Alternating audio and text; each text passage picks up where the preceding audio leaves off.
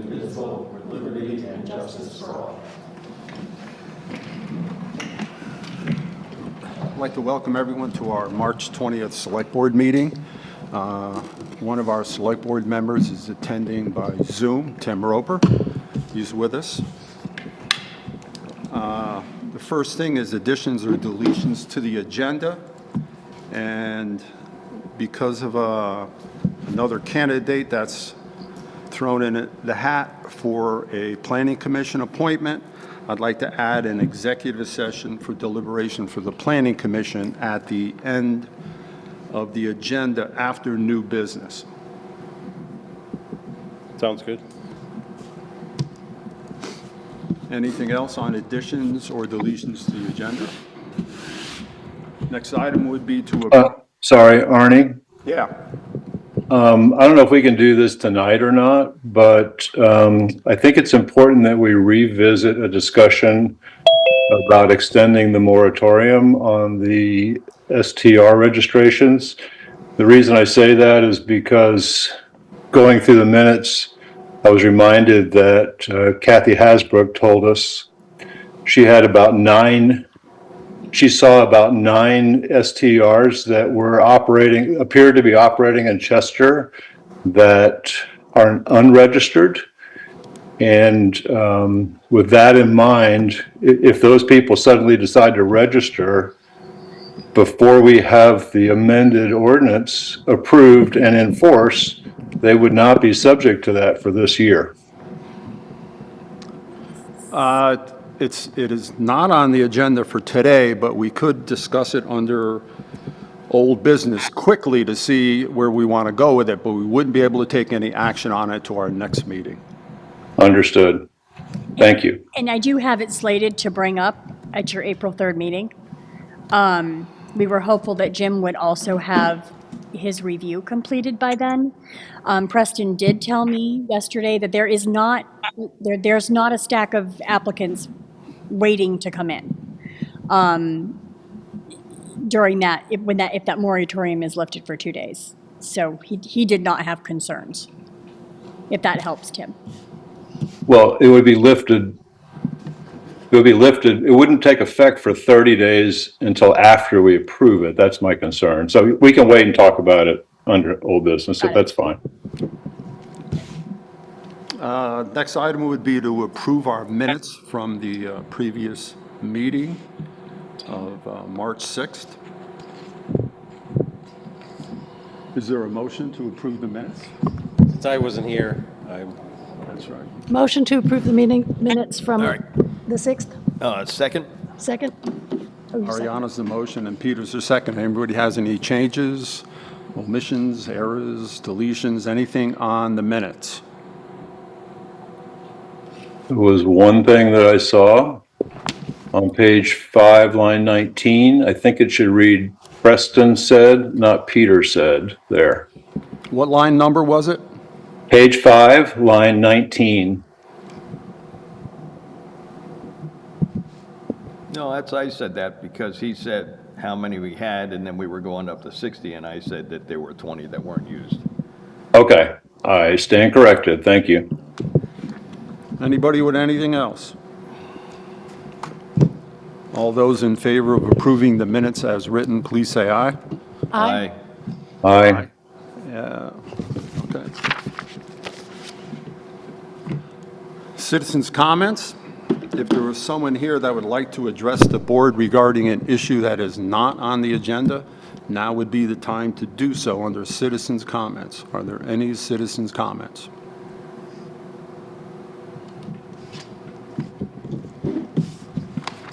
Old business. Julie, can you take us through our old business list? Sure.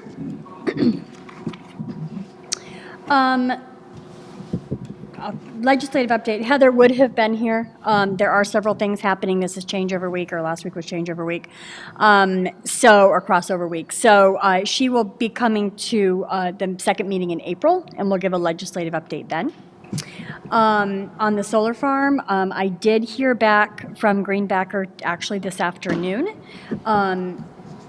just to tell me thank you. We received your email and pawned me off to yet another person. So I at least, a month and a half later received confirmation of my email. So we're moving. But I do have a different contact now, so maybe that will help. So stay tuned on that. Is there any way to, maybe not pressure them, but to push them a little bit more? Because, 3-4 weeks between responses. Yeah. I think that it will be helpful now that I have a different name. Yeah. I've been dealing with this one person who is delays and drags. Now that I have a different name, I'm hopeful that will move things. Be interesting to see how that works. But I know.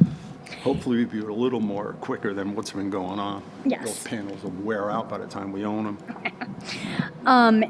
And then, just to update, we were contacted by the Vermont Community Foundation. They have reached out to municipalities most impacted by the flood, wanting to give us money, so I said sure. There were two pots that we kind of wrote up a narrative for. One is for a community event that brings people together, post-flood. So in working with the police department, we decided this would be a great tool for National Night Out, which is an event we have every year anyway. It's an event put on by the Department of Public Safety. It's a nationwide event, actually. So we received about $11,000, a little over, to be used towards that event. It will help pay for several of the things that we have going on. But the other thing it is going to help purchase is some equipment that can be used for any town event, so Fall Festival, others. So an outdoor PA system, an outdoor projector and screen, if we decide to do outdoor movies, 2 commercial-grade tents, some chairs, some tables, some things that can be used outside in any events that we have in town would be able to use these, which would be great. The other pot of money is it's about $13,000 to be used to start up the CERT program. We talked about the CERT teams.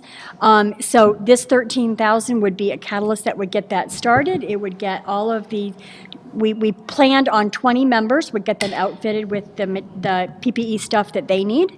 It would provide our people, it pays the salaries of our people to do the trainings, so that does not come out of taxpayer revenue. And there's a few other things it pays for. So we have about $23,000 coming in for 2 really cool events that I think would be a nice add. And then my only other thing was short-term rentals, so if you guys want to discuss that. Well, I would think at this point, we'll just make sure it's on the agenda for that April 2nd or 3rd meeting. Yep. If we do extend that moratorium, that just stays in effect because it's an extension, so there's not need Right. to. That's mine and Preston's understanding. Isn't it slated to expire April 1st? It is. So it's just going to expire if we don't do anything. Well, you'll go back to the old registration process that we have in place. Great. Right. And Preston's comment on that is he does not have a stack on his desk that's like waiting to get approved. He's not concerned about.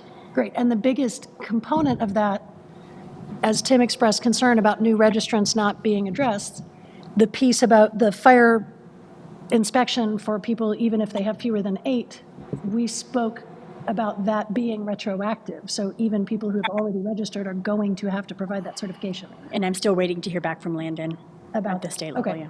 So if it expires, people are still going to have to fulfill if we expand the ordinance. Yeah, the regulation that is in place right now. Yeah. Yeah. Great. Anything else under old business?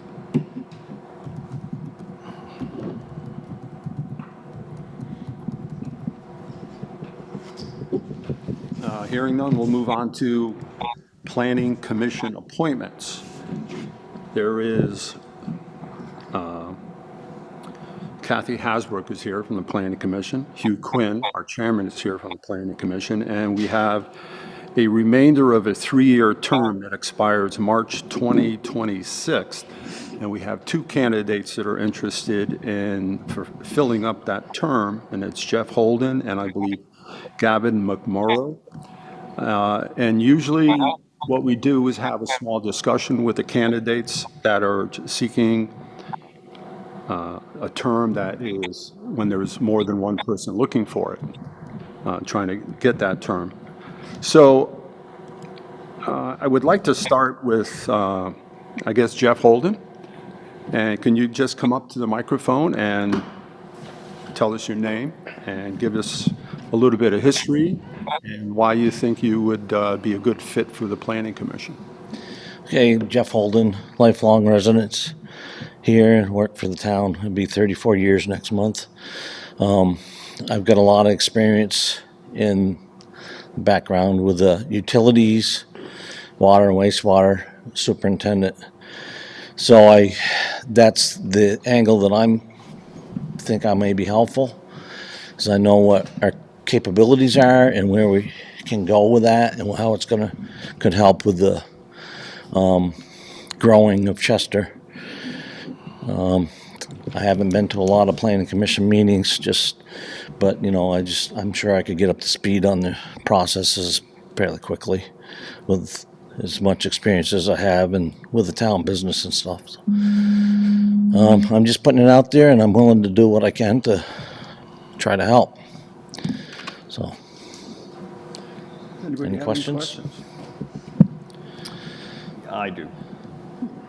Okay, Jeff, the Planning Commission is starting to work on the rural districts. It's working lands. You have experience in both forest and ag, because that's where Chester is 50% current use. So a lot of it's working lands. How can you bring your experience in to help that? Well, I've had some land in current use for some time, farmland.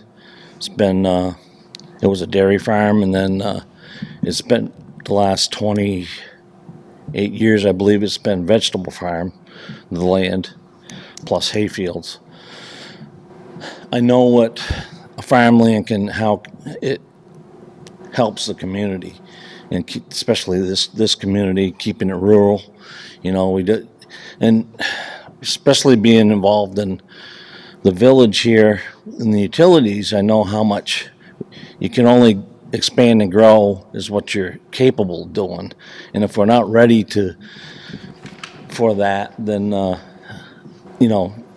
if you overextend yourselves, then you create more problems that way. But I do know, we do have some lands that would be great for developing residential areas and like that. And some of them are fairly close to the utilities, so I have no problem with using that. As far as I'm concerned, if we spread out the tax pressure on other properties, it helps everybody. So, Anything else? You good? I'm just happy, Jeff, that you're putting your hat in the ring to help the town. You've been a member of the town on the water and sewer department for a long time, and I appreciate the work you do there.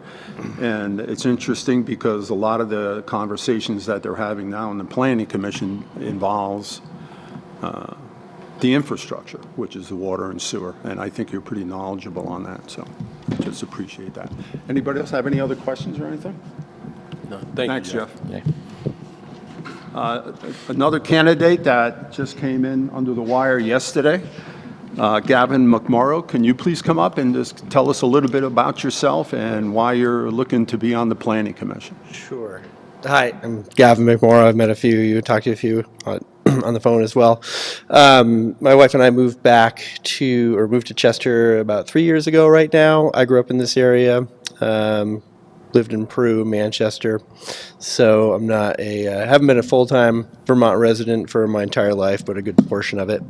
And moving back here for 3 years, we've dealt with a few things in Chester to be able to come into the town hall and do meetings and such. As far as current use, we had initial dealings with that because of the properties that we purchased was in current use and pulled out of it from when we purchased it. Our neighbors are in current use, so I've dealt with a couple of the foresters and the loggers regarding those changes. Outside of that, I do not have, I don't have any extensive history dealing with town management or anything such as that. So I think Jeff would have much better interest and knowledge in those areas. This was a last minute, as you said, a last minute throw in. I was invited to come here and have a conversation about it. But I haven't had much time at all to discuss it or even think it through. So happy to answer any questions and see what it would involve and see if I'd be willing to have the time to help out with that, though. If anybody has questions. I just have a couple quick questions. Yeah, of course. Thank you for coming in. Yeah, of course. Have you served on a municipal committee, commission, board, or a board of directors, or anything like that? Have you done volunteer committee work? I with have the not. Regimented Not schedule? grant work, nothing like that. No. I have an engineering background and knowledge with working with programs that deal with land management, but not in that directly, like Esri software and such. So I have more of that technical background, but not specific dealing with board conversations or anything like that. No. Okay. Yep. Anybody else, any other questions or comments? I think I'm all set. Thank you. Okay. Thank you, Gavin. Thank you. Sorry, I have one. Sorry, don't forget about me out here. Mr. McMorro? Can you guys hear me? Go ahead, Tim. Hey, Tim. I'm sorry I'm not there in person. I've got a little flu, but I thought it'd be better if I didn't share whatever it is with anyone in town I'm hall going to hit tonight. hold as well. I'm a week into that. Just wondering if you could expand a little bit on your background, Gavin, as far as you said you had a background in engineering. Yeah, I degree in mechanical engineering. Prior to moving here, I was in a position where I was working in a managerial position, so unrelated to anything that this would encompass. But that's the other thing I do have questions about, because this was such a last minute entry. I'm a tile contractor, so I am relatively busy, especially coming into this time of year. So I'd want to have a pretty good understanding of how much time would be required and committed, because I don't want to commit to something else and be like, I don't have time for it. You know, if I do it, I want to make sure that I have time to put the time and effort into it. So yeah, that's background is managerial work, engineering, and now tile contracting. That's helpful. Thank you. You're welcome.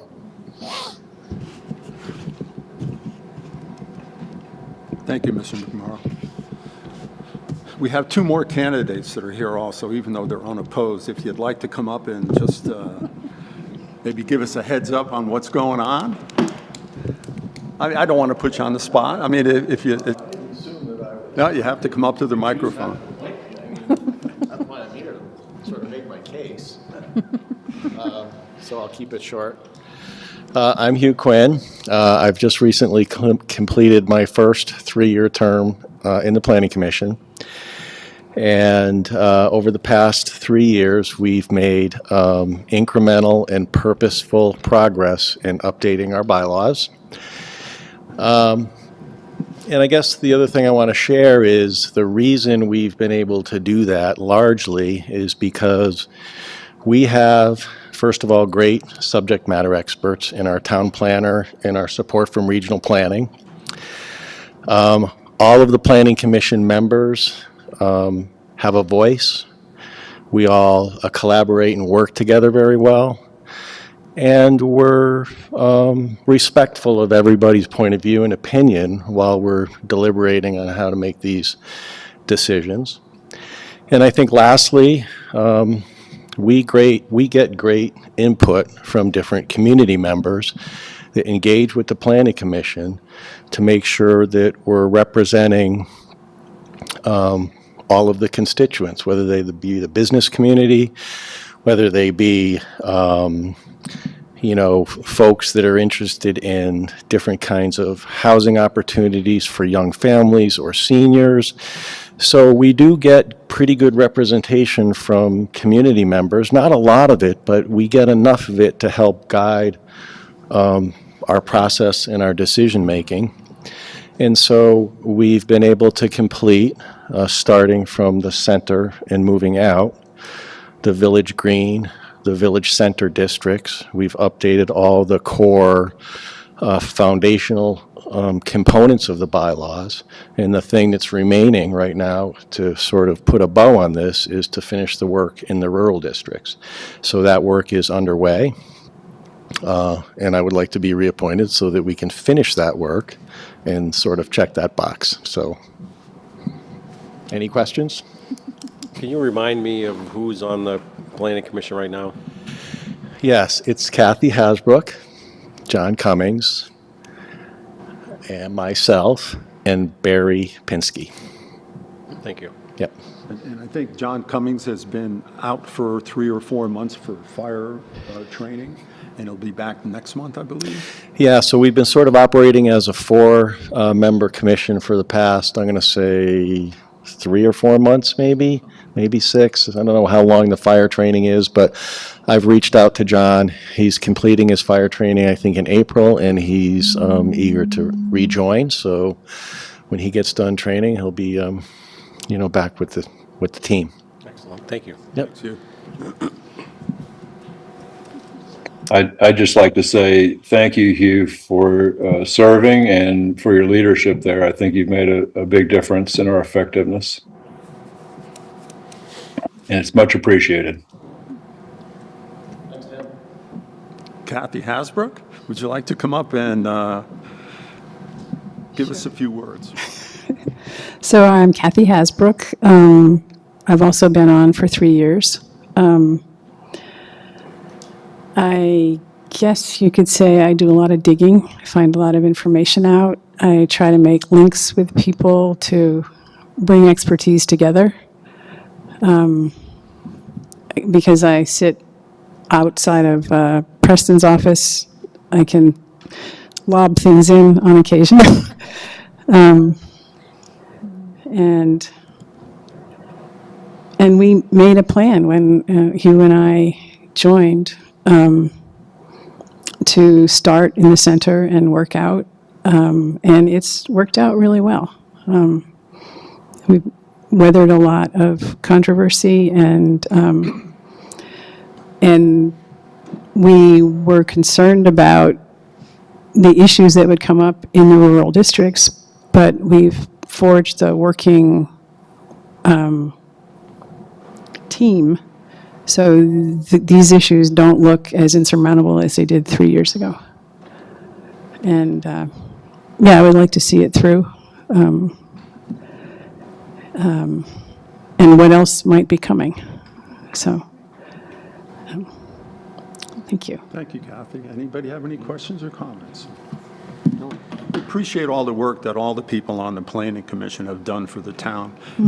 Besides the bylaws and stuff, you also helped out quite a bit on the short-term rental discussions that we've been having with the ordinances and all the different aspects of that too. And I knew that took you some time off your main goals, but it was extremely helpful, all the information and the other input that we got to get to the point where we are, where, well, we're just shy of our deadline, but we're almost there with an ordinance that's going to hopefully satisfy most people.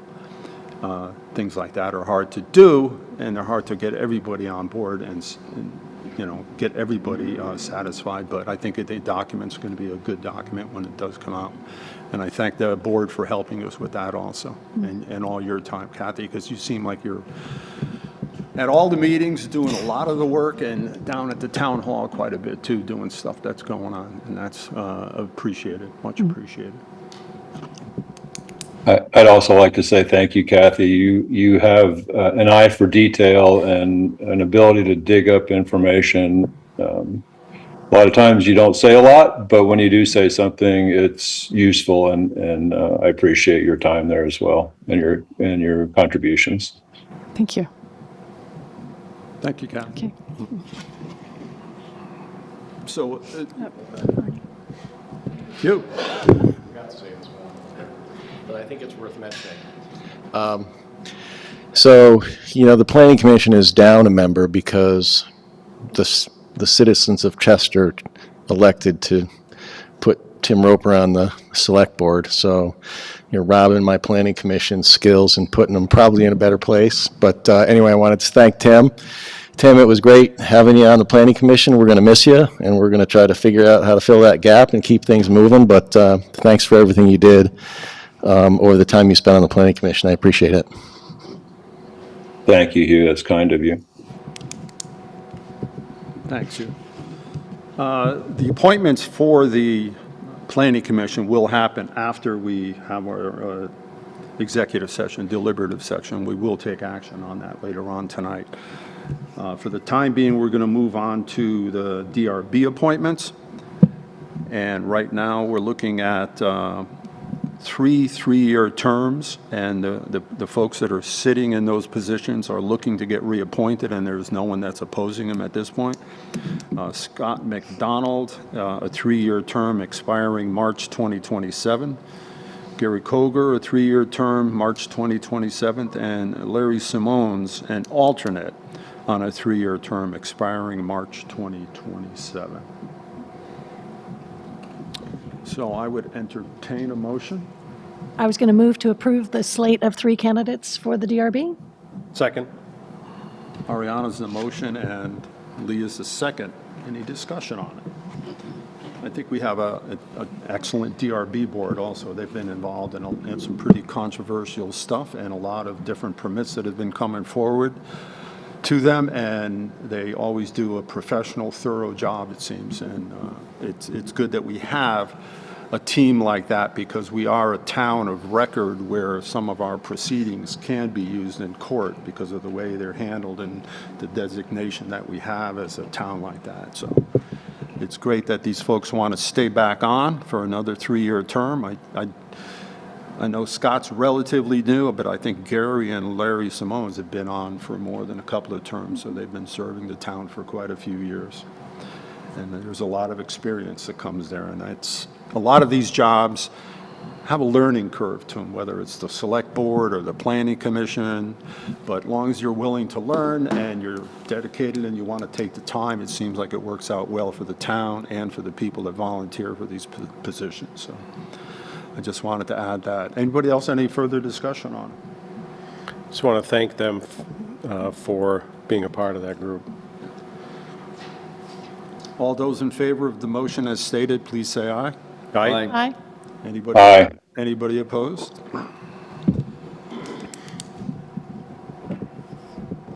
Next item is Citizens Advisory Committee, and there is one position, and it is Mike Leclerc that is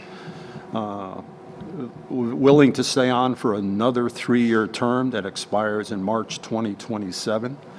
It's a relatively new committee, so I think most of the members are new on it, and I think we staggered it so that we have a rotating every 3 years, a different 1 or 2 people will come up. And I think Mike must have had the first 1-year term. He filled the slate for Samantha Bailey when she. Okay, all right. Yeah. So I would entertain a motion to reappoint Mike Leclerc to a 3-year term expiring 2027 for the Citizens Advisory Committee. So moved. Second? Leaves the motion. Ariana's the second. Any discussion on it? All those in favor of approving the motion as stated, please say aye. Aye. Aye. Anybody opposed? Well, thank you, Mr. Leclerc. If you're watching, if not, you could read the minutes, but it's appreciated that you're volunteering to help the town and in its many committees and councils and things that we have.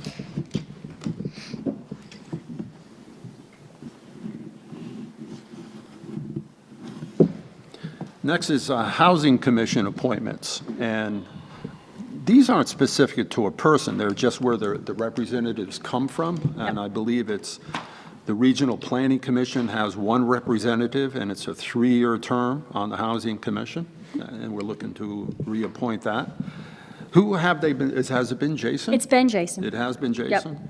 But it could be anywhere. It could be anybody. From. Correct. Yeah, he's been bringing more than one person to the meeting. Yeah, as Chris well, has he? Eggleton is starting to take over on the housing piece, so I can see at some point it will likely just be Chris. Yeah.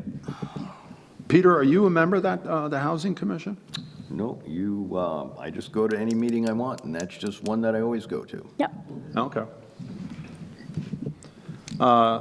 So the Regional Planning Commission representative, a 3-year term, who Jason is doing it right now and expires 2027.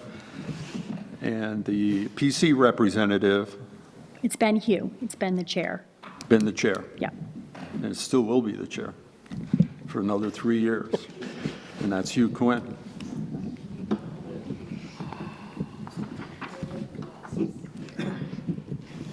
How's the Housing Commission going, Hugh? Want to give us a few words on it or not? I'm just curious myself. I haven't, Well, I think all I can say about the Housing Commission so far is, trying to think about how to solve, housing problems in the community is a huge challenge, and there's no silver bullet, and there's no easy way to do it. So I'll say that to begin with. But the other thing I'll say is the Housing Commission team just has sort of an attitude about let's just do something, let's get something done. Let's not talk about everything. Let's not over-plan everything. Let's figure out what we can do now and how we can execute that. And I think it's working. So I'm pretty happy about how the Housing Commission is kind of just going after the things we can go after to try to chip away at this huge problem. So I think it's been going great. thanks, Hugh. Hugh, can I ask you a question before you go? At any point in the next couple of months, would you be willing to give us an update, more so than what you just gave us, or is that about it for now? Well, actually, I'm not going to assume that I would be giving the update because I'm not the chair of the Housing Well, I Commission. meant how, yeah. But okay. we can, I can we arrange can for the certainly, Housing I don't want, so Commission to Julie can probably, yeah, we can certainly arrange an update. I think it would be a great idea. So if not me, somebody from the Housing Commission, I think that makes a ton of sense. Excellent. Thank Yeah, you. you bet. Thanks, Hugh. Yes. I will arrange to have somebody come. Thank you. You're welcome. Well, it's only been, what, It's only been a few months. They're getting their feet under them. It is a great group. There's a lot of irons in the fire. We have different state agencies coming to visit and do discussions. We have one next week. That'll be great. From ACCD will be coming to do the housing toolkit. VLCT, Josh Hanford used to be the Commissioner of Housing for the state, now works for Vermont League of Cities and Towns. He's coming in May. So it's a really great group, and they're really identifying programs and properties and some things that we can do for housing in the state. thanks. Yeah. So I need a motion to, Hold on, Arnie. Are you wanting to Mr. speak? Lindsay, Bill. I'd like to make a... Hi, I'm Bill Lindsay. I'm on that Housing Commission. Answer some of your questions would be, the current attitude on the board is we really don't have a lot of information. There's a lot of information out there about housing. I believe the group is working slowly to gather different amounts of information. There was mention, I believe, that about Peter being on the board. I read through our bylaws, and there is room in there to add another member to the commission.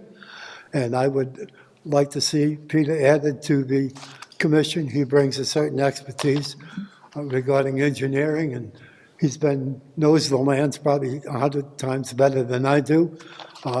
It's amazing how you can look at a piece of land and you think, well, that'd be a good place for housing. And then when you talk about the actual particular land, it's not either suitable for water and sewer. So there's some really good things that Peter has added to the commission. And as far as I know, he's never missed a meeting. So I would recommend the board look at the bylaws, and I think he could be added as a member. Thank you. thank you, Bill. Thank you, Bill. So I would entertain a motion to appoint 2 3-year terms, one for the Regional Planning Commission and one for the Planning Commission to have representation on the Housing Commission. So moved? I'll second it. Ariana's the motion and Lee's the second. Any further discussion on this? So do we talk about adding another member now, or is that a topic for another meeting? So your conflict of interest policy makes it so that a select board member cannot be on another commission. Okay, So that's why Peter is not on there. okay. All those in favor of the motion as stated, please say aye. Aye. Aye. Anybody opposed?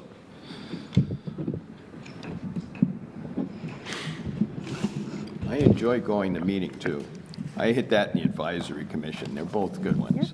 Peter comes to a lot of our meetings and participates well right from the audience, so.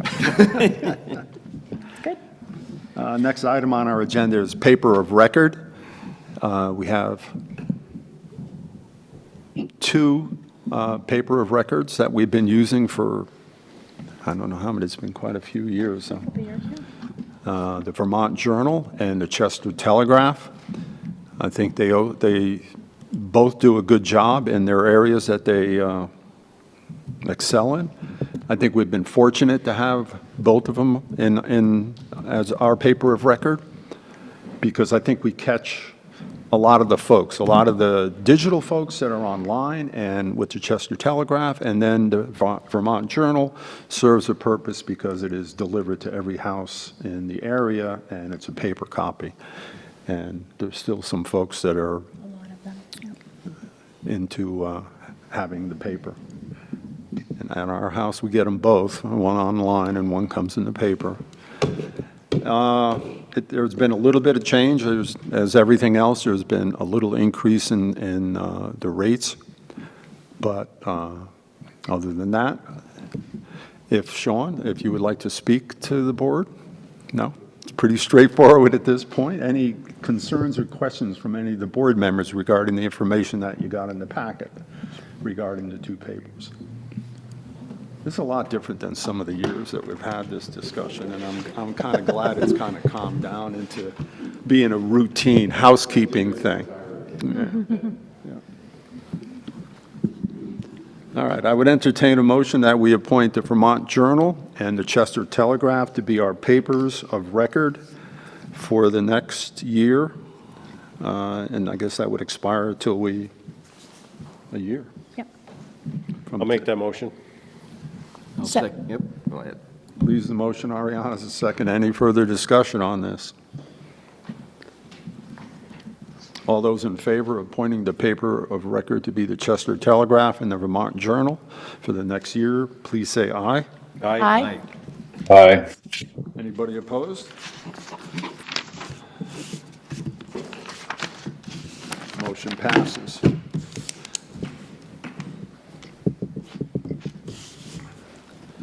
The next item is Sugar Bob's special events permit. Julie, can you help me on this one? Because I think I had a piece of paper that had the information on it, but So Sugar Bob's is hosting a special event, SC Distillation, is coming. And so the dates are on the back, March, let's see. 2024. Thank you. Well, it says March 23rd, 2024. Right, okay, March Friday, the yes. 23rd, Yeah, ends there's the the- yeah. 24th. Yep, sorry, I'm behind a week. And so it's it's a one-time event, and it just requires a motion from the board. Police department has no concerns. We have no concerns. Does it have a name, the event? Do we know what the event is for? With the name, it's some kind of a tasting. Okay. Some distillers. It's a distillery. Imagine It's a some- distillery. It's this weekend. It's this weekend. That's what confused me with the dates. I was thinking, I'm like, wait a minute.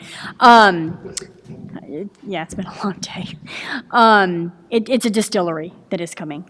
Okay. And my understanding is that, I don't know a ton about it because I don't deal with these, Debbie does, but my understanding is that when Sugar Bob's was in Rutland, which I think they still are, this company came there and did several presentations, and so they're bringing one here. Nice. And you don't know what kind of distillate it is? I don't, No? I don't, but I would recommend that on the I might 23rd, check you it go out. check it out. I'd be curious. It's great to see that a new business, well, relatively new business in town is thriving. Yeah. and having events like this, and it's good to see. So I would entertain a motion that we approve this special events permit for Sugar Bob's for the dates of March 23rd and March 24th. So moved? I'll second it. Ariana's the motion and Lee's the second. Any further discussion on this? I do have a question. So is this application coming from SC Distillation or Sugar Bob's? The application is coming from, I think it's Sugar Bob's. Well, it may be coming from SC how do you say that? Distillation? SC Distillation? Distillation. I believe it is coming from them because the Sugar Bob's is hosting them, but the license goes to them, To the person? to the company with putting the it on. alcohol. Okay. Yeah. Okay, just want to clarify that. yeah. Thank you. The 10 by 10 area. Location performing. name is on the back, Lee, where Right. it says Sugar Bob's. Yeah, no, I saw the location name, Yep. and we're all talking about Sugar Bob's, Yeah, yeah, yeah. but it's not necessarily Yeah. Sugar Bob No, asking the for permit is to permission. SC Distillation. And when it's spirits like that, it's fine with the liquor commission or the liquor control. That's what about this that. is, right. That's what That's this whole what thing this is. for, to This make is through sure. Department of Liquor Control. Okay. Yeah. All right. Any other questions, other concerns? All those in favor of the motion as stated, please say aye. Aye. Aye. Aye. That's 6 ayes. How did we get that? Anybody opposed? All right, so that's all set. The next item on our agenda is Class 4 road discussion. I asked to put this on the agenda, and I wanted to just breach the subject to see how the board would like to proceed. The town has, I don't know, approximately, I think, 16 or 17 miles of Class 4 roads in this town. And some of them are used for snowmobiling, some of them are used for a bit of hiking, some are known, some aren't really known, some are untraveled, some are traveled. There's a lot of different varieties of the Class 4 road and the way they are in our town. And I wanted to open up a discussion with the board members on how we could better promote these roads, how we could better identify them, how we could better use them as a town resource. A reaffirmation of the ones that we have, a marking of them maybe. I mean, I just wanted to breach the subject to see if we could start a discussion on them, to see how we can handle this, whether we do this as a board, whether we do it as a committee that's formed with the board. I know there was some ideas, and part of the notes that came with your thing, there was a statement that said, I would like to see them be hiking trails. Well, that's just one idea. That was just a thought that came into my mind because with the Chester Conservation Committee, we've done a lot of the hiking trails in town, whether it be Butternut or whether it be Lost Mine or the trail behind the Academy building. And I think there's a lot more that we could do for this town as far as these Class 4 roads go, to make them accessible to the people of the town. They're a town asset. They're town property. They're for the people of the town. And I would love to see them be utilized in more ways than what they are right now. And I just wanted to bring it out there and start a discussion about people to start thinking about how to approach this, how to do this, what would be our goal, what do we get people to help us. I know there's a good interest with the Chester Conservation Committee to be involved with this because of what they've done in the past. And I think there would be a huge resource, but I would also would like to get some of the landowners involved in this too, because I think it might be a little bit controversial, some of the Class 4 roads that we have, because of ownership and use that wasn't used before. There are some roads in town that I don't even think maybe the owners are aware of what these roads do and where they go and what's happening with them. All right, so in my discussions with Kirby actually started about a year ago. and then we were rudely interrupted by a flood. But Yes. the first thing is, we do have the highway map, which I've pretty much tested out, and it does work, and it does download into your phone. So the first thing is mark all the roads. And I think that will start a conversation. I mean, right now, there are a lot of people that don't realize even where they are, or let's put it this way, there are gates and things like that. Yeah. But just to go through and mark them and not take down any of the obstacles, but just identify them. And then from that identifying, I shared some markers that are readily available that you could put up or take down. And that would start the conversation with each one of the landowners, good or bad. There's a lot of them that are pretty obvious, but there are some that are more obscure that, you know, are a little harder to follow and a little harder to delineate, to make, you know, to see exactly where they go. And that map you're referring to is a town highway map, and they're on there. And they have different classifications on them, whether it's traveled, not traveled, or UD, and I forget what the other names are and stuff. But even that item that you're talking about, Peter, as far as marking them and designating them and stuff, do we do it? Do we do it with the Chester Conservation Committee? Do we set up a committee off that, or? Go ahead, Ariana. This sounds like a really big thing to take on, which is why it sounds like you might want a committee or a group of people to be appointed to it. Is there an appetite? First of all, I love this, and yes, I think we should be looking at it. Is there an appetite to try a pilot or a test program and say, let's identify 3 to 5 miles worth and see what the whole process is, and then we'll get better at it for the other 15 miles or whatever it is. But is there any openness to the idea of, let's pick either a zoning district or a region that we're all familiar with, pick one area, identify a few miles, and then decide, okay, either the Conservation Commission or the Select Board will go out and mark them, we'll look at them on the map, so we just test this process. Yeah, there's definitely some that are going to be easier than others, and there's some that are already in use, and they're easy to see where they are, and they're easy to identify and things. And those will be the easier ones for sure. And that's a great option to go that route too, which is why I brought this up, and I wanted to have this conversation, because I don't know what the exact answer is and how we should attack this or who should be doing it, because it is a big undertaking for sure, and there's a lot to do. And some of it is going to be relatively easy, but some of it's going to be a little more challenging to try to find out exactly what's there or what's not there. I mean, we already have a dispute on one of them with Mr. Biggood as far as the snowmobile trail that heads up in the Smokeshire region there. And that's going to take some work also. That's one of the Class 4 roads that's part of the 16 miles and stuff. And and Peter, you brought it up a year ago.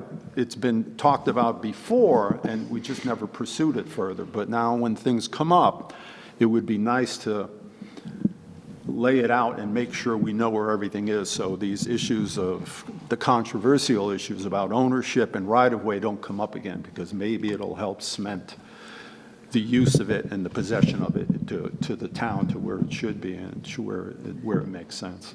Well, I don't want it to be a burden to Julie, and I don't think it should be a burden to the highway department. No.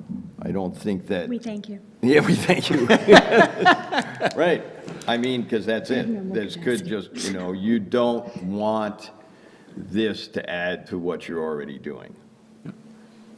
That's step one, is that. And then to pick sections out, absolutely. I mean, I've been through all the roads, because there's roads that you think, don't have to be Class 4 roads anymore, but there are other Class 4 roads that they're the only access to people's property. Right. We do have subdivisions off Class 4 roads. And so you kind of have to go back and forth. There is also discussion, some of them, do you turn them to trails? And there's also the fact that there are some of them that you have to keep Class 4 roads because if there's any bridge work, the Class 4 road is the only way out. So the point I was going to make, the question I was going to ask is it seems like the Conservation Committee has, I don't want to say a vested interest, but an interest in Class 4 roads for the purpose of recreation.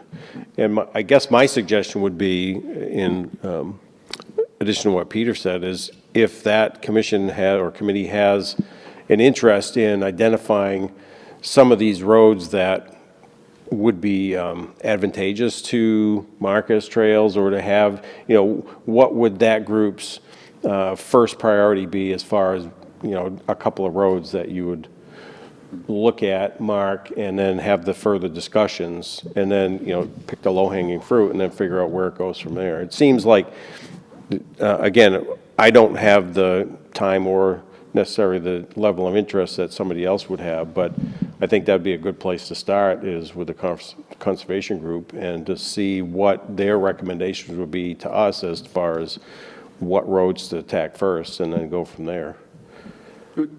We've had this discussion. I'm a member of the Chester Conservation Committee. We've had it on the periphery, just, talking about it in general, because we knew it'd have to be a select board decision to do anything further than just having a discussion on it, instead of just going out there and start marking them. I could easily bring it up at the next meeting, but I would think they would be enthusiastic about doing what you're saying, as far as picking out a trail or marking it and see what's, to identify it and come up with uses or whatever else it might be. And some of them, like you said, are the low-hanging fruit that are going to be easy to do. And the controversial ones, that's going to be a little different, but I think that would be a good start. Well, there may also be ones that we think are low-hanging fruit and not controversial, and they turn out to be neither. True. Well, the bigger thing is that just because they aren't marked, we're losing control of them. And that's, I have a landowner that's by me, and I exercised the horses up over the top of that hill until he bought the land and blocked it, And it's a road that goes to Andover. So I think in listening to all of this, it feels like a very good fit between the Conservation Committee. But I also feel in this moment strongly that the select board hold on to this until we figure out the workflow. So that's the part of, perhaps we look to the Conservation Committee to help identify and come back to us and say, the Conservation Committee recommends this 3 miles. We still hold the authority over it. Absolutely. We participate, at least for the first 3 miles. And then we can say, oh, these are the steps, this is everything that's involved. We've encountered our first landowner who wants to change what we're doing. So I just feel strongly we need to hold on to this process until at least 3 or 4 miles are done. And then it makes a lot of sense to have a committee, commission, volunteer team, group, whatever, participate. But I would hate to put volunteer committee members out in the field doing something that would upset landowners and put them in that I don't think conflict. anybody's suggesting that. No. Yeah, so, great. I just want to make sure we're holding on to responsibility. And I would think We have to. we You as a can't select convey board that. It's have to counter. be the Right. the authority Right. behind anything that happens. Because like you said, if it does become controversial or there's some issues on a certain spot, there has to be backing. It's not going to be the Conservation Committee. And you're the road commissioners as a select board. So it is your responsibility. But I think it would be a good start. Do you guys feel like saying, let's ask the Conservation Commission to recommend To 3 recommend miles? trails, but see, I'm still back to, we need to identify the roads before we lose them. Before you can have trails, you have to identify all the Class 4 roads. But if we use identifying trails as the figuring out the process, then we immediately roll into identifying everything. In my mind, what I'm saying is, Well, but there's ones that you would never have as a trail. right, That we need to acts- identify acts all at- of them. Right, well, that is my point, is you need, because you don't want to take the Conservation Commission and just kind of let them loose. That's why I'm saying I want to retain control here. and I want us and whoever's going to help to do a couple miles. And so we figure out, it's identifying it on map, identifying it on the land, communicating with the landowners, tagging it, and then who gets to decide what happens to it and how it's used from there. But if it's that same process for all 16 miles, let's do 3 and then go, okay, this is the process. I think, Peter, correct me if I'm wrong, but I think your point is that if we take too long to do that whole process before we identify all the roads to take control or mark them as the town property, that's going to be a concern as we go further down. Well, the other thing is that, people think that as soon as you identify it's a Class 4 road, that I could run my four-wheeler on there. And you can't, although it's backwards, because the Orange Book says that you can, but in reality, the Vermont state law is... You can't. You can't. They have to have written permission, or the town has to identify the road that it can be used on. And that's usually the part that everybody has trouble with, is as soon as you mark that trail, you're going to be able to run through here with all these four-wheelers, which is not necessarily true. And when we come down to doing the small section, identifying it, finding a use for it, and seeing how that process works, at that point, at least the information will be out there that we're doing this. So if there's concern or there's other people that know they're near a Class 4 road, and I think it would be good to make sure that we maintain a good communication between what we're doing and what the Chester Conservation Committee is doing, and landowners that might be affected, to make sure that this is getting out there, that we're notifying people and stuff. Because what I feared, that if somebody takes a step on their own and goes on and says, well, this is a Class 4 road and I'm allowed to go through it, and the landowner is going to be upset or challenge it, I don't want to have to start out the process with butting heads with people. I want to make sure that we do this, that we share as much information as we can with folks that are going to be affected, and do it in a way that is not confrontational and not combative and stuff. So it's important that we do it in a way that is going to foster good intentions and goodwill between property owners in the town and the Chester Conservation Committee. And that's the main goal I was hoping for, no matter what we do, because I could see some of these Class 4 roads are gated, and there's people that think that they're their driveway, or it goes up to their property, and that's all it is. And I don't know how it ever got to that point where a Class 4 road has been, it hasn't been discontinued or anything, but it also hasn't been identified and treated as a Class 4 road either. So it could get a little sticky there sometimes. But So you guys mentioned a map that's available. Can you send links for that, or a link for that? the state has them. It's all, we certified a mileage map. Oh, so it's a state map? It's the state certified mileage Okay. map. The one from a couple of months ago that we certified Okay. with the question on it. For some reason, you can only bring down, the 2021 you can bring down as a PDF. They're online to 2023 But they're on to or 23, but 2020 is the last, is the only one is the latest one you can download. And that'll drop, if you have any kind of map software, it drops right into your phone. Yeah. And I've tested it out in Smokeshare and a couple other places, and it's pretty much right on. I would be more than willing to go to the Chester Conservation Committee, go to the meetings, but there are quite a few of them also. Tim's been there before too, to have the conversation with them and tell them and have the conversation kind of like what we're having with them. Evan Parks is from the Chester Conservation Committee. He's here. I imagine he wanted to hear what was going on, what was happening. It's a good group of folks, and I think it would be a really good resource, because we all enjoy doing what we do, and that's recreation out on hikes and in that aspect of the recreation of the town. Can I clarify one thing I said earlier? When I'm encouraging you to talk to them about identifying not just trails, but just pick an area of Chester to identify the Class 4 roads. So if it's ones that would be recommended to become trails, that's great, but not not just trails. So identify 3 miles for us to start this process on, some of which might actually be the Class 4 roads that need to be found and identified, and some may be potential trails.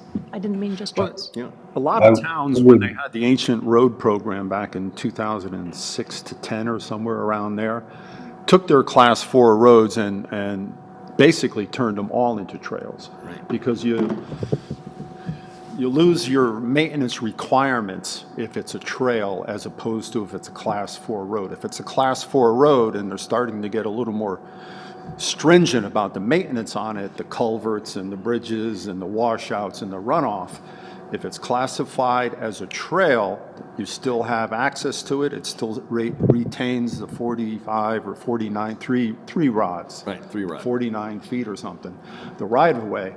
But you lose all the maintenance part of it. You don't have to maintain it, you don't have to make it passable, it's a trail. It's a hiking trail that's awful wide and the right-of-way goes with it and stuff.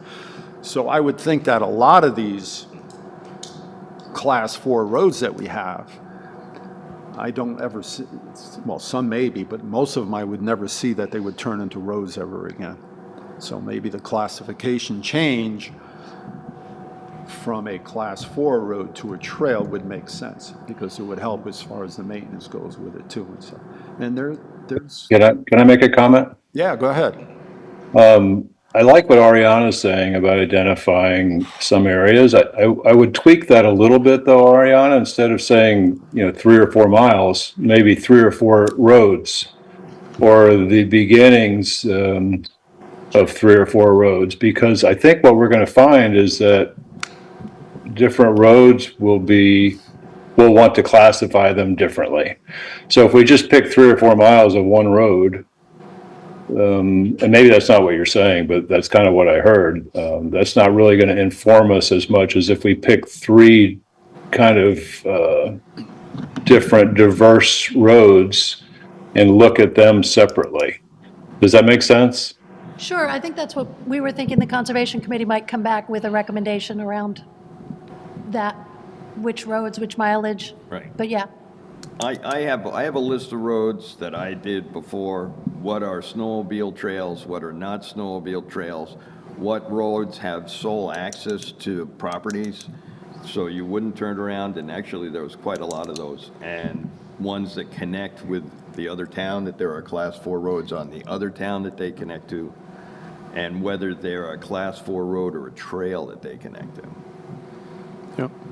There is a wealth of information online. If you type in Vermont Class 4 roads and ancient roads, it'll come up with guidelines and studies and reports and legislative procedures on reclassification.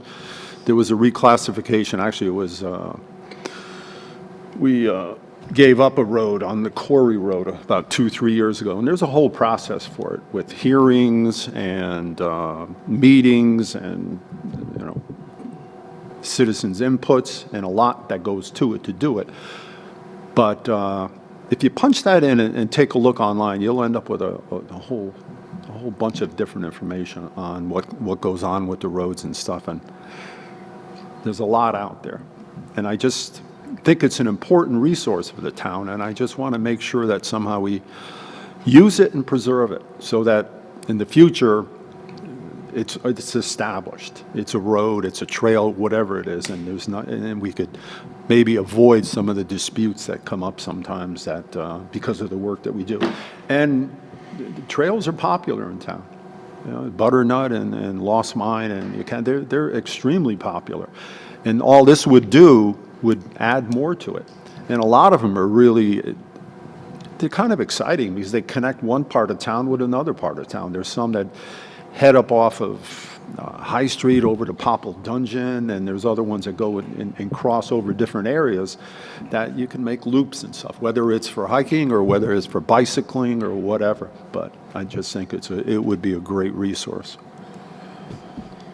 So I'm looking at the PDF for the map, the 2023 map, and looking in my neighborhood, Williams Road, Nudist Camp, and there's a description where it says nuts.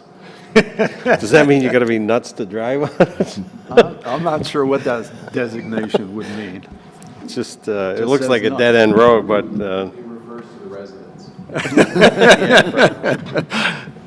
Come on up, Hugh.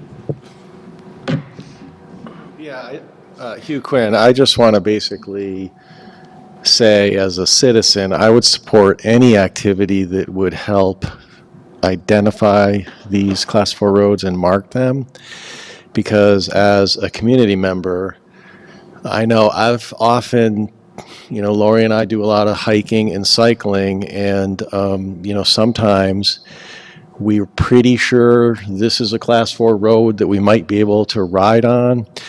But if we're not completely sure or it's unmarked, it's a little intimidating to just go on it because you don't know, A, whether you're exactly right, and B, whether there's going to be a landowner who doesn't believe it should be a Class 4 road that's going to, kind of be upset about it. So if there was a future state where Class 4 roads were marked and people could feel comfortable using them, I think there'd be a ton of folks in the community that would really appreciate that, so. Thanks, Hugh. Well, in theory, they are.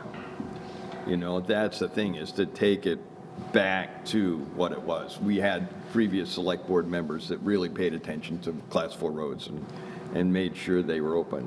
And it's kind of fallen by the wayside, and it's time to bring it back up. I envision some signage at the heads of those roads at some point, and maybe with rules, Peter, as you pointed out, is open to four-wheelers, not open to four-wheelers, that sort of thing. Thanks. Evan Parks, I just want to say that I also support any effort to retain our right-of-ways and possibly make them into hiking trails. I've also had the experience of being on a Class 4 road here in town and having a conflict with somebody on that road, and it was very unpleasant. We'd like to avoid that in the future if we can. And I'm glad to help out with the effort any way I can. I know the Conservation Committee, we did a lot of work with the tree survey, and it was a long-term project that took a really long time to complete, but we're ready to put in some work if we can help in any way. Thanks, thank Ed. you. Someone has their hand up here. Who has their hand? No, it's the It's the cursor. cursor. Oh. It's the cursor. Curse that cursor. So the consensus of the board, I would think, is we're going to do something. And it's just a matter of how we're going to go about this. Our next CCC meeting is the first Tuesday of April, I believe, and I will definitely bring it up with them and have the same conversation with them and make sure they're on. And I'm pretty sure they're going to be on board with it. Like, we have talked about this on loosely over, well, most of our meetings are pretty loose anyways, but we have discussed it over the time. Well, that's half the reason we're a committee instead of a commission. A commission is a town-appointed entity, which has to follow a lot more stringent guidelines, and our group is not. That's 5:30, right? 5:30 at 5 to 6. 5 to 6. Usually. Yeah, it's that hard time. Yeah. Am I right, Evan? Yeah, it's 5 to 6. Yeah. And where do you meet? Usually at the library. The library. And if some board members want to come, we could warn it if there's going to be more than 3 of us there, just to make sure, which is fine. I mean, it's happened before, so we just have to make sure that we cover our bases and it's warned as a meeting, so people realize that there's a chance that there could be 3 select board members there, which is fine. And I will talk to Frank Kelly to make sure he puts it on the agenda. And maybe it would be good to have a joint meeting with them for the select board to, whoever's interested in this part of it, to be there with us and have this conversation. And maybe we'll get a little more direction out of it and try to figure out our path forward.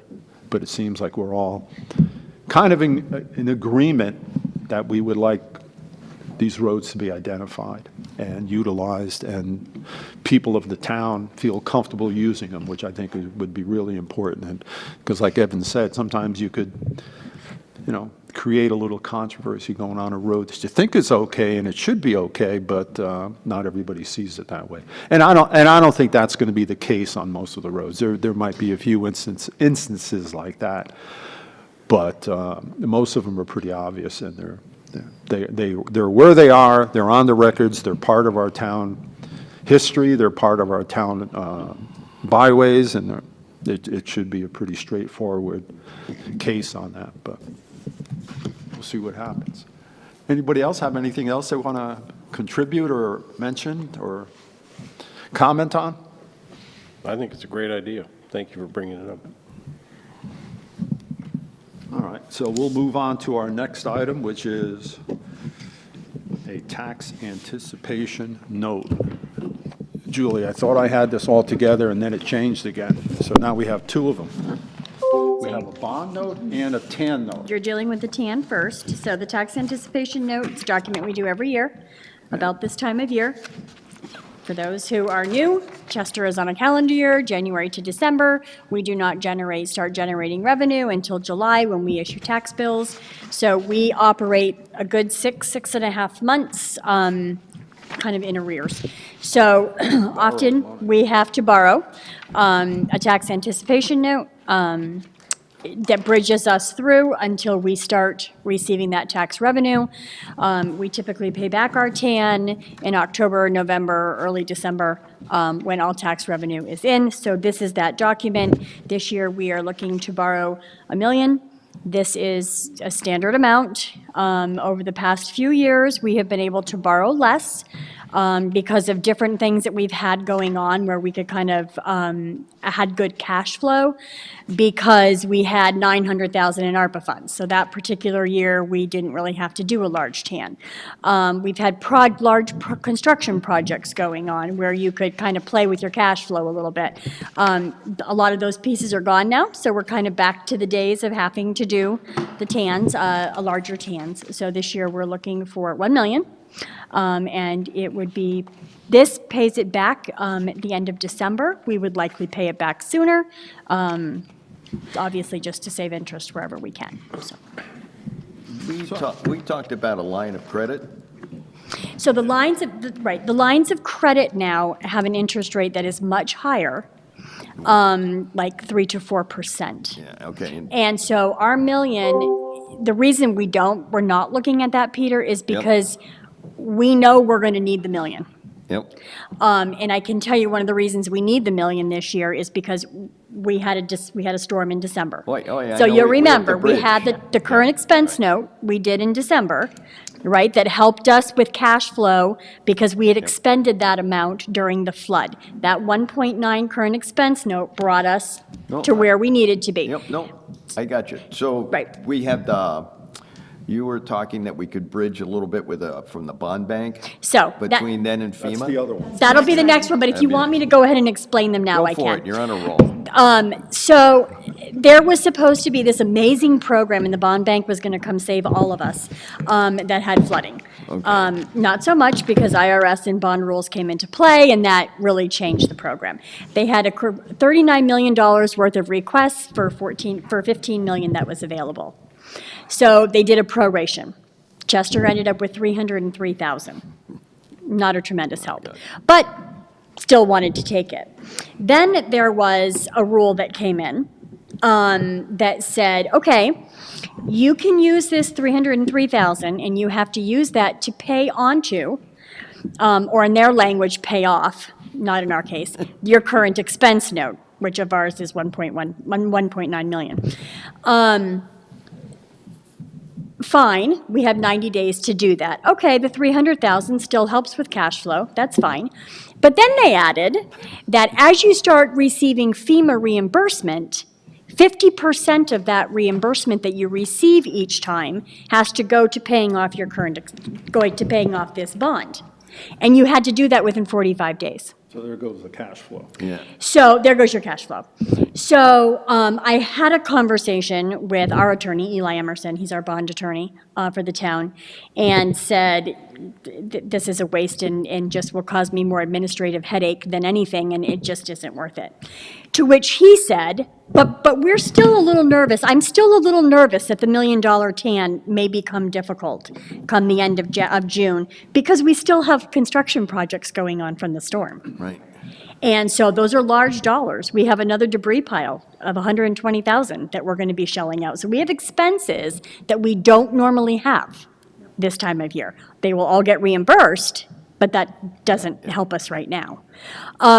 So what Eli has suggested is that we flip, instead of doing a $300,000 refundable bond, which is what we would have done, meaning we take that $300,000, pays off a current expense, it's financed over a 7-year period. That's a refundable bond. He's saying do the $300,000, do it as a current expense bond. Then I don't have a timeline of when I have to pay it back. The reason I would still like to do it is it's there in reserve. I don't have to draw it. It's a bond that just sits there. And There's no interest payment if it just sits until there? I draw.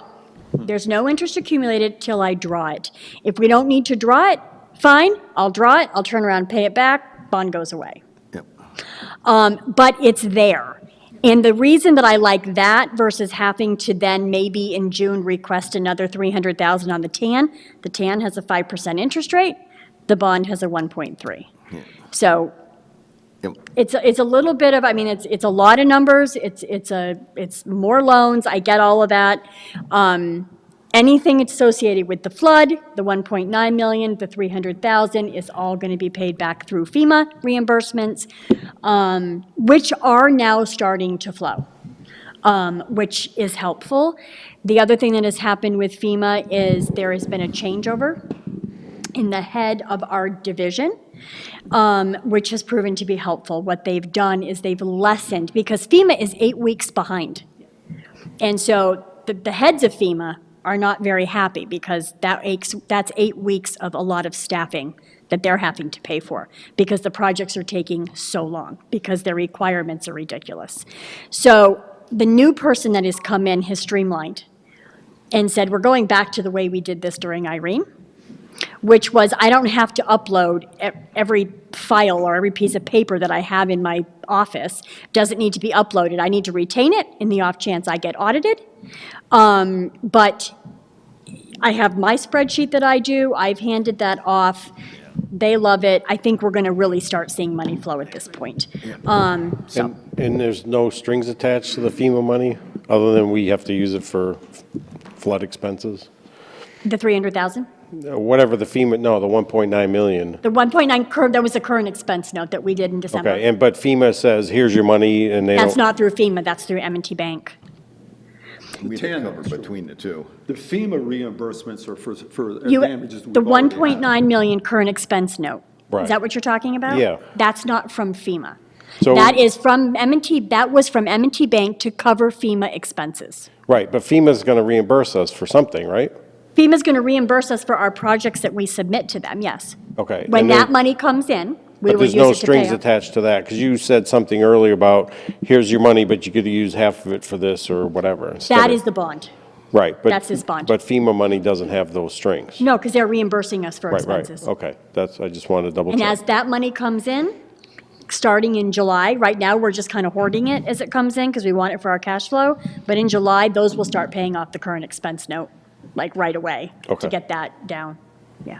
Okay, thank you. It would So be that we're- great if the FEMA money started coming in a little more regular and a little more often and with higher amounts, because that would help with the cash flow, and it probably would help with what we're doing Right. right here. Right now, it's all about cash for us. It's all about cash right at the moment.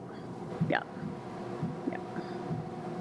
Yeah. See, for 20 is still real money for me, so, you know. Okay, so we're back to the tax anticipation So this note? is the tax, this is the TAN tax note for ambition. 1 million. Yeah. Yep, So usually there's 3 sections. There's the tax revenue anticipation note, there's the tax certificate, and I can't find a third So here's part. your resolution, is page 2. Oh, the resolution, I don't have that. Do you have the right packet?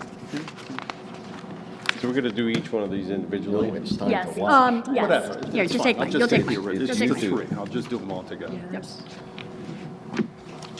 It's more fun than dueling. So here's your note. No one.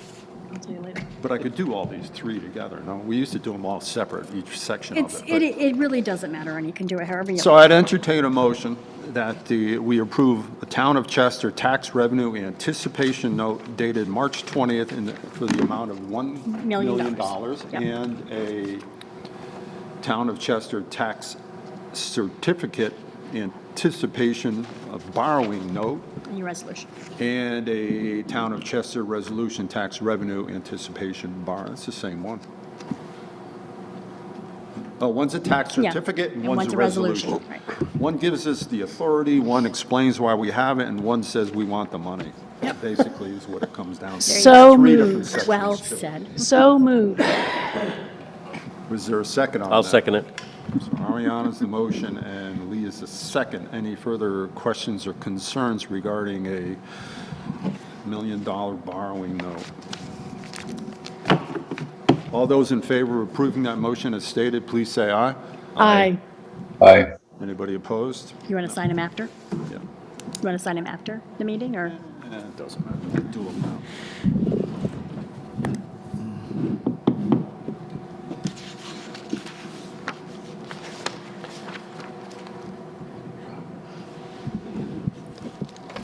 Gives everybody a break.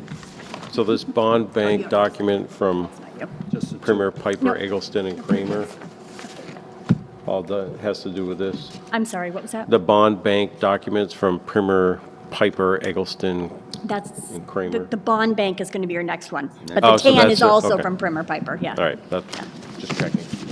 Just to make it confusing, they're all from the same law firm.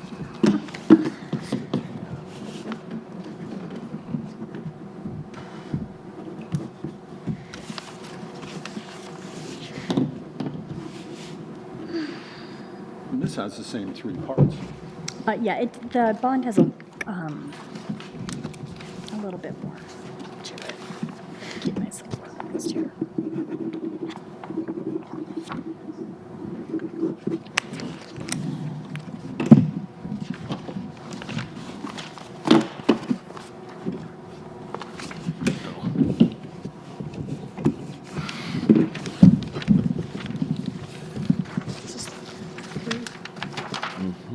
These I would do separately, because some authorize you. So the loan agreement authorizes you to sign. Okay. And it's just the one. Nope, you're gonna have more, but that one is to authorize you. So these ones do one at a time. And this is for the 300,000. This is the 300,000. Sign twice. Okay. All right, that one, that one. That's that one. That's that one.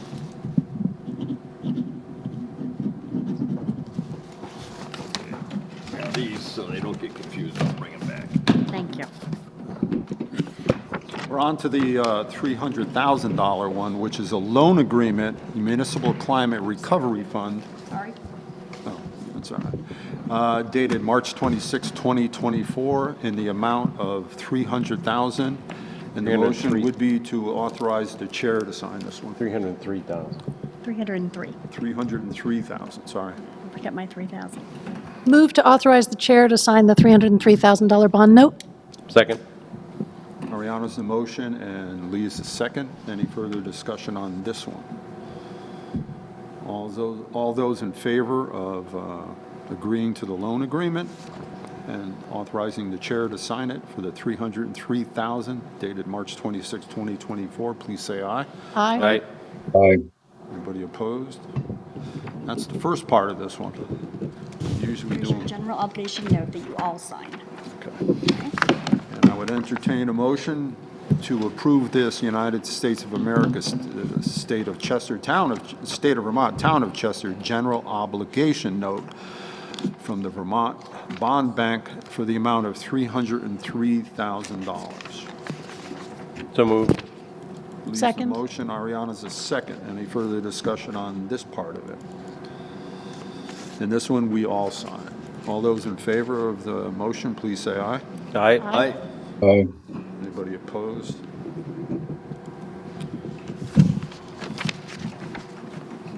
Resolution, you all sign. No, I had a horse.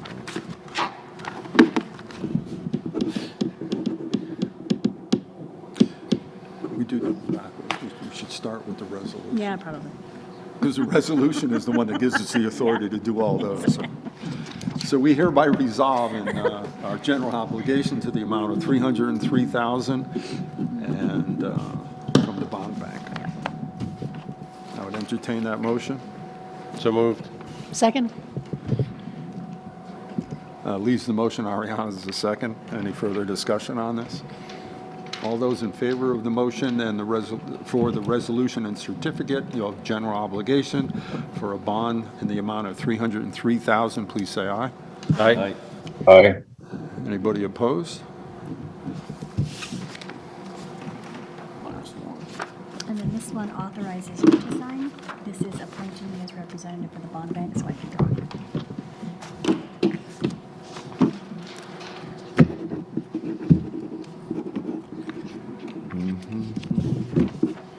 Forgotten how to sign my name.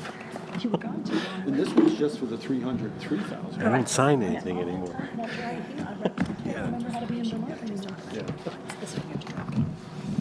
So we need one more motion, and it's an appointment of an authorized representative, stating that our representative is Julie Hance, our town manager, as far as being the, I don't know what they would call That you. allows me to draw the funds from the bond bank when we need This them. is one more bond-related motion. Correct, and it's just authorizing Arnie to sign.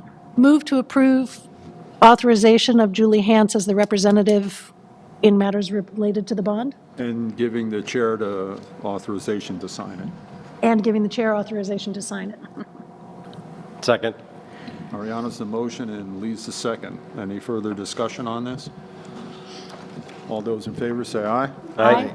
Aye. Okay, so we're done. Anybody opposed? No, we're signing another, we got to sign the cemetery deed. Oh, yeah, but cemetery deed, I don't worry about it. We'll hardly any money. That's true. Hawaii. We're out of here. That's not enough for me to skip town with. Oh, this warrant. Not even close. They stopped with me, sorry. We don't do cemetery deeds anymore. No, you usually it's just sign them. You announce you're doing it and you do it. A little bit of housekeeping. We have a cemetery deed that needs our signatures, and it's for Gene Douglas.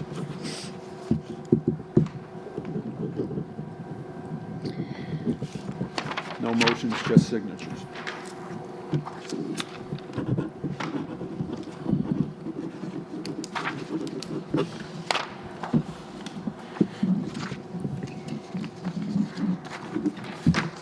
Making a mess. Cemetery, we'll move that along.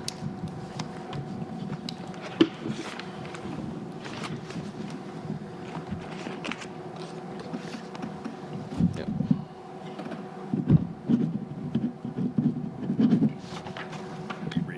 Next item on our agenda is our town manager contract approval. It's been the end of our evaluation that we have done for our town manager, and we have offered her a new contract. It's a 3-year contract. Julie has been in the role of town manager now for 4 years, and all members of the select board are pleased with her performance. We continue to appreciate her knowledge, her enthusiasm, her high energy, and her expertise. Her leadership skills are strong. She communicates well with the board, the town employees, and citizens. She is well organized and follows through on her commitments. That's basically the first paragraph of our evaluation, which made it easy for me to say what I just said without stumbling and missing words and stuff. But it is a good indication of how our board feels towards Julie and the work that she has been doing for this town in her position, which is why it was an easy contract to, for all of us to come together and to accomplish. And we really appreciate what she has done for the town and what she will be doing in the future. Another paragraph that I'm going to take out of this evaluation is that we continue to strive to bring Julie's salary up to par with peers across the state. We would like to bring the gross annual salary of hers to $99,300, which represents about an 8% increase. and the current calculations for benefits would be on par with the 2023. Part of our task as a select board over the years that we've been evaluating Julie was to get her up to par with other people in her field and her pay grade. And I think we're really close to being there. And it's a jump, but I think it was a jump that the board as a whole agreed to get you to the point of where you're on par with other people in your field and the job that you do for this town. So I'm more than happy to make it official that we have a motion to accept our town manager contract and the evaluation that goes with it. So moved. Second. Leaves the motion, and Peter's the second. Anybody else have any further comments or questions or concerns with our town manager? Thank you. Thank you. Thank you very much. Thank you, Julie. Thank you, Julie. Thank you. All those in favor of approving the contract as stated, please say aye. Aye. Aye. I'm not going to ask if anybody's opposed. I'm sorry. There might be somebody, you never know. Doing it. You never know. New business, future agenda items. So your next meeting is going to be fairly full. Naomi will be here. She'll be reviewing the wastewater asset management plan, which has now been approved by the state. Lead line inventory is complete, so she'll just kind of brief you on that. And then the secondary well source at Jeffrey Field, she'll kind of let you know where we're at with that, with test pits and Jeff Hoffer's results. So we will also be talking about, we are ready at this point to file an application to start the construction for the force main and First Avenue Pump Station. The asset management plan, Naomi did one more little piece, which was enough to get us so we didn't have to do, one phase of engineering didn't have to be done. We were able to skip that, go right to final design. Right now, with the state, I think it is probably still part of their ARPA funds. There is a program where we can get 50% forgiveness, up to $250,000 per year. And then it tapers down from there. So it's a really good time. It's a project that really needs to be done. I know Jeff is very concerned about the stability of that pipe. I know Peter is too. Right. So it would be. Force main. This is the force main Well, that the comes down force main. Depot. Yeah. So it would be a good time. We could get quite a bit of state aid to help with the project, so it would be a great time to do it. So she'll be presenting that as well. And then we'll be talking to you about some updates at the public safety, fire chief position, and community health program, kind of where we're at with that. So that'll all be coming to you as well. Is she going to go through the rest of the bad points in the sewer? She will review the asset management plan, which certainly has that identified in it. Yes. Yeah, and then we're just going to need to start tackling them one at a time. Yeah. Yeah, it's all spelled out, Yeah. locations of breaks and. Yeah, I'll get you guys all the draft in plenty of time. So, yeah. Right. Yeah, no, Jeff gave me the well report. The well report, okay, I'll get you the asset management plan, the wastewater ad. The cost for the force main and all that stuff is going to be borne by the water and sewer department users, correct? It will, which is why we want to get as much Yeah, help. funds as we can. Plus, we have, the wastewater and water departments both have good, healthy fund balances. This is the reason why. So we'll kind of do an analysis based on after we figure out what we can get for state funds. We'll figure out what we need to borrow and kind of go from there. Yeah. Put the class 4 roads back on there Okay. for the next one also. Anybody else have anything they want for future agenda items? Julie, we talked about putting the Cannabis Commission either on the next meeting or the meeting after that, Okay. somewhere in the next two. Okay. Yep. We should go back and talk about the Jeffrey barn. Okay, so why don't we do that at the second meeting in April? Yeah, you Because don't it's have going to be to, a whatever it really falls. long meeting. Is that okay if we put it on the second one in April? What was the Okay. question? Jeffrey Barn. Jeffrey barn. The Jeffrey barn. Jeffrey Bar. That comes up every 5 or 10 years. And it's going to be the second meeting in April. There you go. It's a tough one. It's a hard thing to decide what to do with, because, well, we've been through it, and it'll be an interesting conversation for sure. I don't know if this needs to be an agenda item or not, but this has come up tonight. It's come up once before that we have 2 different committees that 3 select board members are involved with. And I wonder if there's some way to streamline warning those, or if, we could do some kind of a blanket warning, or I just want to make sure that we're in compliance